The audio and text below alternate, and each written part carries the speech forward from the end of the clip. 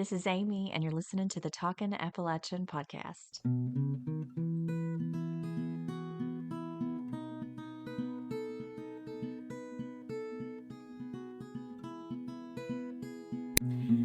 I've talked before about my great-grandmother Ethel and how important she was to me, not just in my life, but in my career path and the way that I chose to study Appalachian studies and particularly dialect.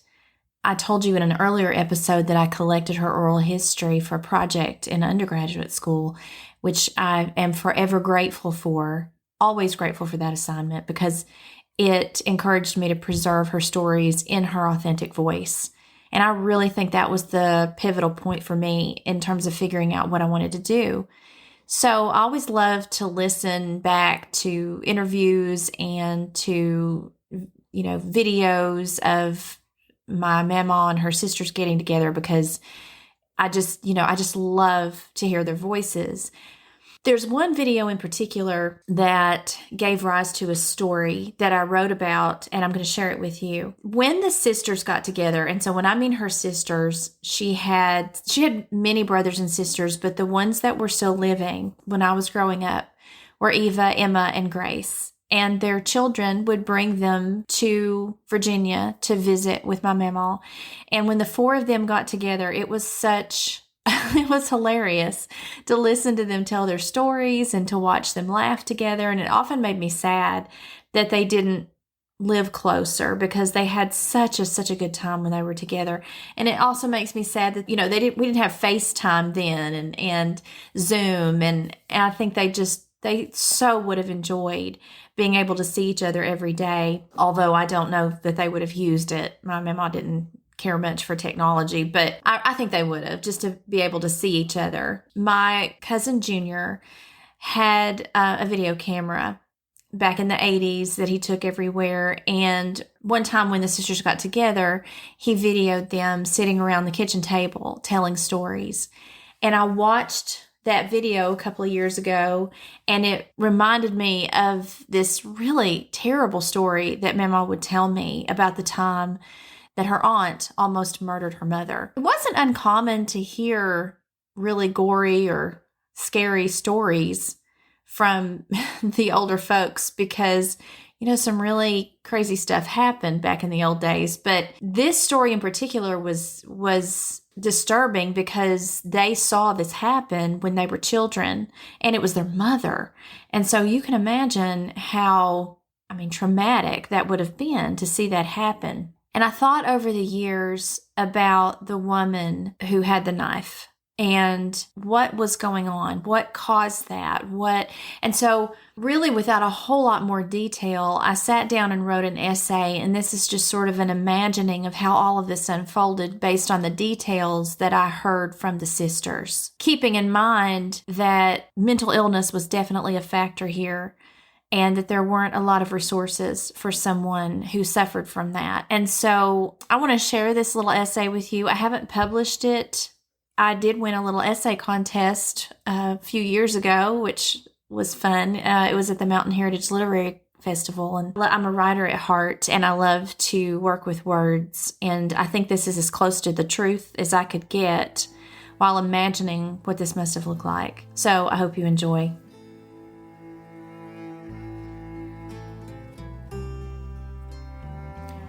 Violence crawled into the hollers of Appalachia in the early 20th century and perched on the tallest hills. If it took form, it might have looked like gargoyles with wide, evil grins and pointed wings. It slithered in the creeks and hovered in the air to poison the melody of church choirs. It floated in a man's moonshine and covered his brain in cobwebs. Sometimes it got to the women. Maybe it was the hard living that made people mean, or the homemade liquor that flowed from those moonshine stills. My great-grandfather, Elkanah Stanley, hunted in the thickets of rhododendron and the mouths of caves. When he found a still, he took the whole thing home and stored them in the attic where they were heaped like dead spiders. If I'm gone and a man comes by looking for his still, he told his girls, let him in to get it. No still was worth a life, but if someone hurt his wife or one of his girls, Elkanah would have tracked and killed that person, lawman or not. He would have killed his sister-in-law if not for 2 days that gave him time to come to his senses. In a grainy video filmed in the 1980s, her nieces, sisters, brought together by their children, told her story.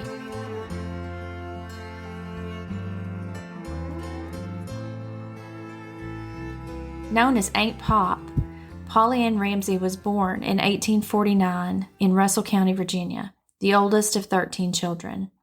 In a picture of her taken in the 1920s or 30s, she stands with one hand on her hip in front of a ramshackle cabin, a bonnet pulled low over her eyes. By all accounts, she was a big woman with strong hands that itched for a blade and a block of wood. Though times were hard, children knew how to build castles and make money. The girls fashioned playhouses from logs and lined the ground and walls with thick green moss that they gathered in the hems of their dresses for wall-to-wall carpet. They counted out their money in leaves and left no bills unpaid, even with a depression bearing down. They made their fun because there was none to be bought. They would not have had the money for it anyway, which is why they were so fascinated with old Aunt Pop's wooden dolls. Family lore has cast Pop as a spinster who spent her days carving what the children thought were witchy-looking dolls that she stored out of the reach of tiny hands. The nieces and nephews stole glances at those dolls through dirty windows of a crowded room where she slept. The dolls glared from their shelf. No one knows why Pop made them. Maybe she was creating her own kind of strange companionship. Pop was reclusive and paranoid, known to keep her money hidden in a gallon bucket under the floorboards of her room. Sometimes she carried her money in rolls, bound up in the folds of her heavy skirts. Word spread that there was easy money to be found around that old woman, attracting robbers like wild dogs lured to a carcass by its odor. 2 men hid and waited for her one day as she was walking. They overpowered her and cut the money rolls from her skirts before running away. The law caught up with them and sent one to jail for a year. Had she been carrying her knife that day, it wouldn't have mattered that the young robbers were her nephews. She would have carved them up like the wooden dolls she kept hidden from the children, who were right to be scared of her. Those 2 boys were just plain lucky fools because not long after that, she lost what was left of her mind and tried to kill her own sister.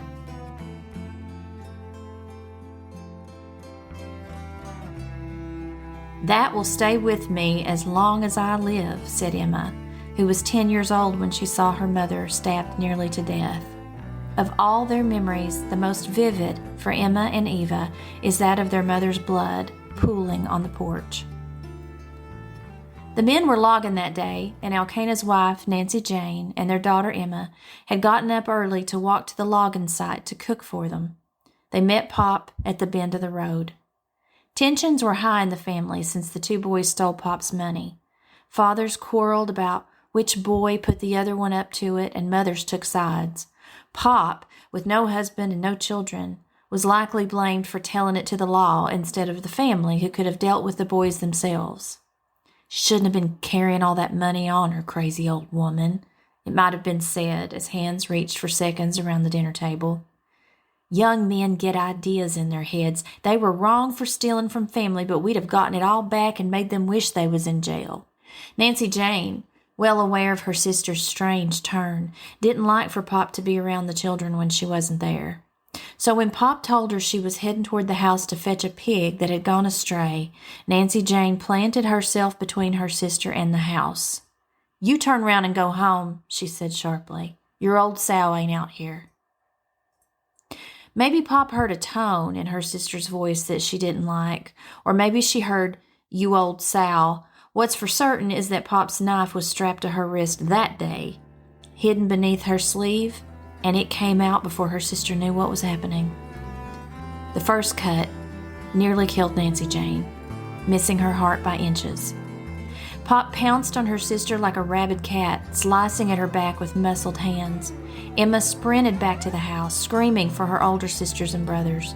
Nancy Jane's sons heard the commotion and saw the 2 women struggling up the lane. They wrangled Pop from their mother and chased her straight into the thick, untamed woods, which swallowed her up.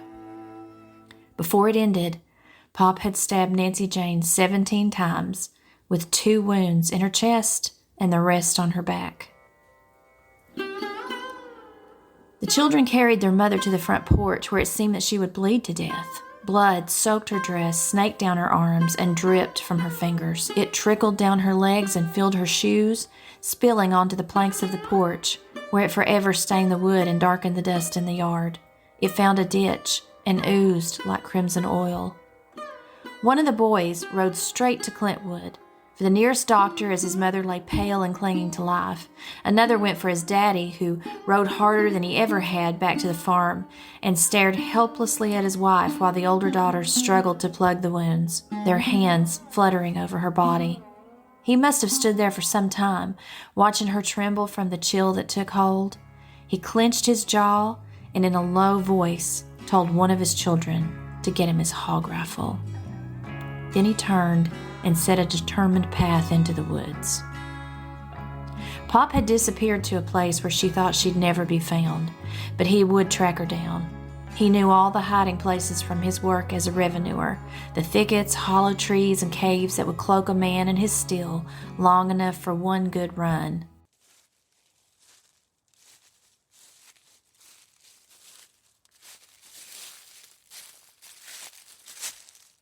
After a couple of days, they found her, hiding in the cave like a wild animal. Elkanah raised his rifle, closed one eye, aimed between her eyes, and bid her good riddance. The men who had followed him moved in closer. They reminded him in low voices that he was the county revenuer. He still had young'uns to feed, and how in the hell would Nanny and the kids live with her old man in the state penitentiary? Their words and Elkanah's good sense bought Pop another 20 years. They hauled her off to jail where they declared her insane, as Emma said in disbelief, and set her free because there was not much else to do with people like Pop except leave them to family. She lived until 1934 in a one-room log house down from the hill from the Ramsey home place and walked a wide circle around Elkanah Stanley and his brood. As strange as it seems now, family was family back then, which is why they didn't run her off like a stray dog. If you decide to let them live, you had to provide. Miraculously, Nancy Jane survived, but she would lose a battle with cancer a few years later. Her children must have had a few questions for the Almighty over that. A mother leaving her children so early, while the person who tried to kill her, someone they said was touched in the head, could live to be an old woman. Sometimes, justice is measured in long, lonely days with nothing but the frozen, witchy faces of dolls and an ugly legacy for company. I'm joined today by Dr. Angela Washington, also my cousin. We grew up together, visiting cousins. Would you please talk about your career with the Air Force and what you do now? Yeah, absolutely. So I'm a nurse. I've been a nurse just a little over 30 years. I also am a flight nurse with the Air Force Reserve. So I love that. It's a career that I'm crazy about. I was out for several years from active duty when I was a brand new nurse. So probably about 8 years ago, I went back into the reserves. So I'm super excited to be able to pick up my career as I got older. I have a PhD in nursing, and I currently teach as an adjunct faculty at Bellarmine University, which is one of our universities in Louisville. It's a Catholic university. Before that, I was 13 years at University of Louisville. And I'm also a nurse practitioner, and I work at our university hospital, which is our public hospital. And I love it as a hospitalist. So I love that.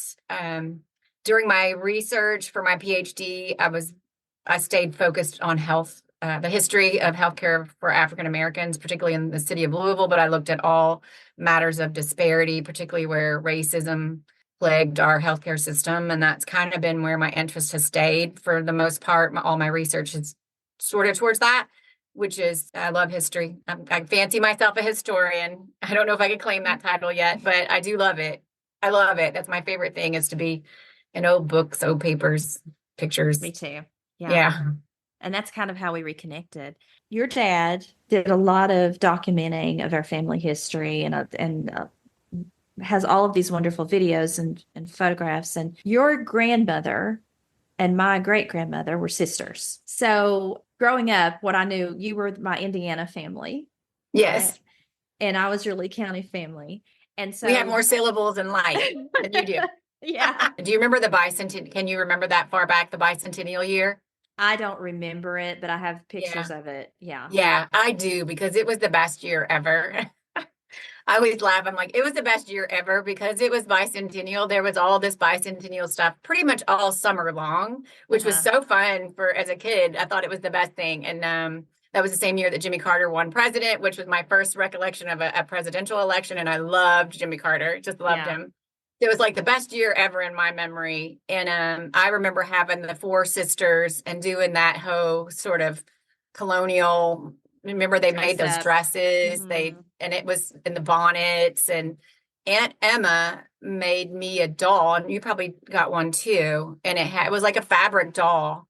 And I'm hoping my mom can find it. It was at the house somewhere, mom and dad's, but it had her name where she wrote down that she had made it in 1976. The four sisters. So there was Emma, Eva, Grace, who was your grandmother, and I almost said Mama, Ethel, who was my great grandmother. And there was this wonderful video of them sitting around the kitchen table telling stories. And they told the story of the time that their mother was almost murdered, and they witnessed it, and it was horrific. But when we were talking about, and thinking about it as a child, it's like a ghost story. It's like a terrible, horrible story. Creepy. It's creepy when you're a child. Looking back as an adult now, we have a whole different perspective because of what we know about mental Yeah. illness and things like that. And I don't know, do you know if anything was ever documented about Polly mental health? Not not that I'm aware of, but I'm so grateful for the newspapers.com site because you can get access to so many things on there. So I may try to take a look and see if I can find anything about that. Anytime anybody did anything, stuff was documented. Somebody had mental illness, they document it, which is kind of crazy now from today's HIPAA standards. But for instance, Elkanah, which is your grandmother, by the way, I always called her Aunt Buck. Mm-hmm. So I will probably reference her as Aunt Buck because that's how I knew her. Mm-hmm. And her name was Ethel, but she got that nickname, my understanding is because she was so stubborn. Yeah. And so we always called her that. But their dad, Grandma and Aunt Buck's dad, ran for sheriff one year, Elkanah, and that's in the newspapers. I saw it in the old newspapers. And so that's kind of cool. So you can find little tidbits like that, which I love. So I'll see if I can find anything on her. My understanding is it was a pig. Apparently the pig had wandered up the mountainside there to be with a grandma's house or at the great grandmother's house. And Polly accused her of stealing it. I mean, if you don't have the pig enclosed, I mean, it's going to go where Yeah. it's going to go. So But that right there might indicate some paranoia. I yes, mean, who knows? We can only speculate, but maybe we can some only paranoia. speculate. Yeah. But as you brought out in your essay, like she was paranoid definitely of those children after those boys, after what happened to her. Yeah. And so you can see where, she seemed very private and probably a little bit on the paranoid side. And that story, I remember it was the first time I had heard it in its entirety. Mamaw had told that story to me, but just in pieces. It was almost like she was ashamed of it or something that you just didn't talk about, which Yeah, I imagine, things that happen in your family, that's family linen. You don't take it out of the closet, right? right, It's, right. Well, and coming from kids, so I always wonder too. So you've got kids seeing it. And I mean, she might have got stabbed in the arm or leg or something and not been near fatal stabbing.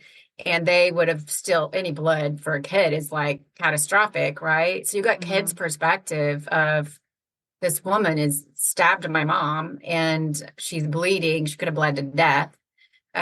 So, and traumatic, and how traumatic experiences can be maybe exacerbated in your memory Mhm. as to what happened. So, I'm glad Dad recorded that to hear from their perspective since they witnessed it. But I still have empathy, I guess, or sympathy, both maybe for Aunt Pop, because if you're mentally ill, the world is what you see. You know what I mean? And Mhm. so you may not be in control of your behavior in that respect because you think something is going on or you think you see something that's going on that maybe isn't fact, but in your world it is fact. Yeah. Um, So the fact that in your essay you talk about how she made dolls and that seemed to be her like little hobby, I feel like the woman was lonely, you know.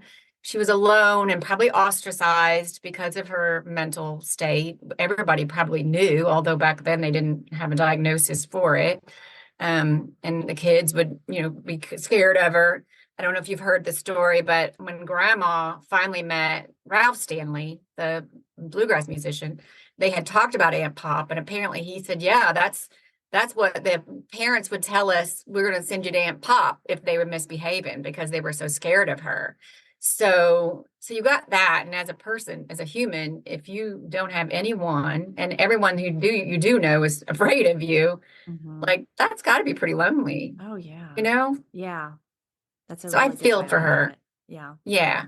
I do too Obviously, now. I do. yeah. Yeah. Yeah, I think it's easier as an adult because we've been around, especially the nurse. I've been around a lot of mental illness in my patients, and it's sad because, as I said, their worldview is whatever they see, even though hey, that's not realistic what you're seeing, but it is to them. It's so very, very vivid to them. It's very sad that she lived like that. Now, do you know anything more about what happened after, as the story goes that she hid out in a cave and that Elkanah and his boys found her there, but he didn't kill her. He wanted to, but I'm sure, Yeah, but yeah, didn't because she's family, right? She's the right. sister-in-law, and you just didn't do that.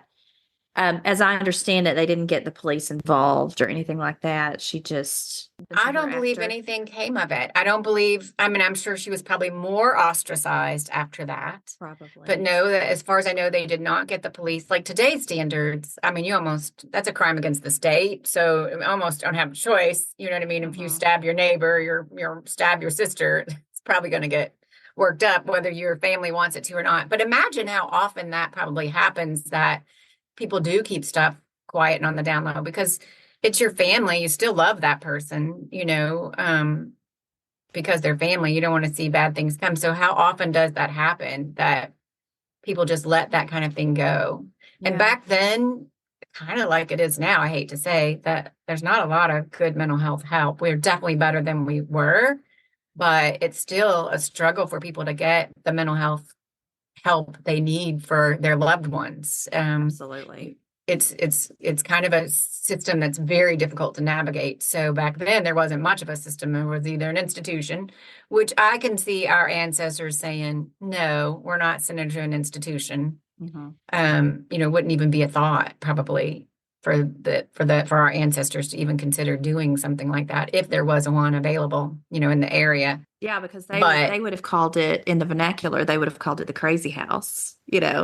I mean, and I know yeah, that's crass, but that growing right. up, that's what older folks called the place where you were sent if Yeah. and they use the term crazy, and I know we don't do that now. Well, That's the stigma, right? we don't use We that don't term, use but that term. but you're right. They did. When I was growing up, we had one of my grandpa's brothers had married a woman who had schizophrenia. She had a lot of problems, and they had two children with schizophrenia. And the oldest was so bad that they put him in a mental hospital, in the state mental hospital in Madison, Indiana. But when they would refer to him, they'd be, oh, yeah, he's in Madison. So growing up, I thought Madison was a mental hospital. I didn't Mhm. realize it was a town until I was an adult. Like I was going to nursing school, and they're like, "Were you going to go to Madison for your clinical?" And I'm like, "Madison? There's a hospital there too, besides a mental hospital." But growing up, that's how we referred to a mental hospital, was Madison. Yeah. That's where everybody went. I've got one picture of her. I haven't seen any other pictures of her, but it's the picture of her standing in front of the cabin with the bonnet pulled low over her eyes. Yeah, my mama's had that picture. That's the only one I know of too, that I'm aware of. Yeah, I mean, I think, what else is there to say? She clearly had mental illness. She suffered. She And it's definitely sad caused some that damage. it's sad that those are the only stories we have about her. We don't know It anything about is. her beyond I that. would love I would love to have seen the dolls. Like I bet Yeah, they were impressive. You know what I mean? I right. bet she was an artist. I bet she created beautiful dolls. And that's sad that that was her companionship. You know Legacy. what I mean? Well, maybe somebody in our family who's related to us will have more information and may reach out. Yeah. That's what I always Yeah. hope, is that things like this connect people. Yes, definitely.